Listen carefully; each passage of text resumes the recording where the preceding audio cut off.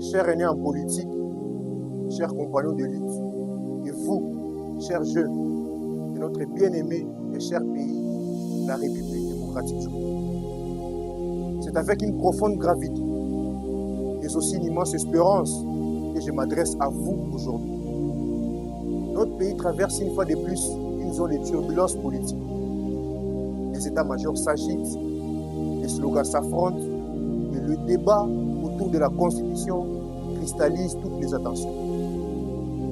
D'un côté, on nous parle de souveraineté et des réformes nécessaires. De l'autre, on brandit le bouclier de la stabilité et du respect des acquis démocratiques.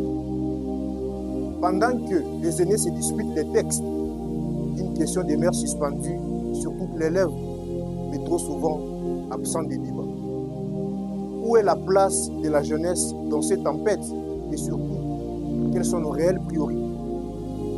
Chers jeunes Congolais, chers compatriotes, l'histoire de notre pays nous a trop souvent montré que lors des grandes crises politiques, la jeunesse est la première appelée à descendre dans la rue, la première à s'exposer. Mais malheureusement, la dernière à être assise à la table de décision une fois le calme revenu. Nous disons aujourd'hui, avec force et maturité, cette époque doit être révolue. La jeunesse congolaise ne peut plus être une simple force de frappe ou une variable d'ajustement politique.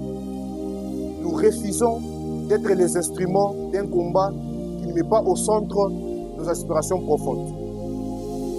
Quelle que soit l'issue du débat sur la Constitution, cela ne changera pas magiquement du jour au lendemain le quotidien du jeune Congolais. Une Constitution, aussi parfaite soit-elle, ne crée pas d'emploi à elle seule, elle ne donne pas de crédit aux jeunes entrepreneurs et ne sécurise pas nos frontières par achat.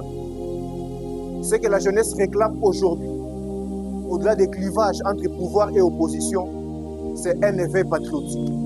C'est une dynamique nouvelle qui place l'homme congolais et particulièrement les jeunes au cœur du développement. Notre combat à nous, la nouvelle génération, c'est celui de l'intégration, de l'innovation et de l'entrepreneuriat. Notre constitution à nous, c'est celle qui garantira que chaque jeune puisse trouver un emploi digne pour créer son entreprise ici chez nous. Notre vision à nous, c'est celle des mentalités. Passer de la politique du statut et du conflit à la politique du projet et de la solution. C'est pourquoi, au nom de l'EPJ, évidemment, une dynamique de réflexion communautaire que je représente ici, éveil patriotique pour une jeunesse intégrée et entrepreneuriale, je lance un double appel. Aux leaders politiques, du pouvoir comme de l'opposition, nous vous demandons de la rhétorique, de la sagesse et du sens des responsabilités. Ne sacrifiez pas la paix sociale sur l'autel des ambitions immédiates. Élevez le débat.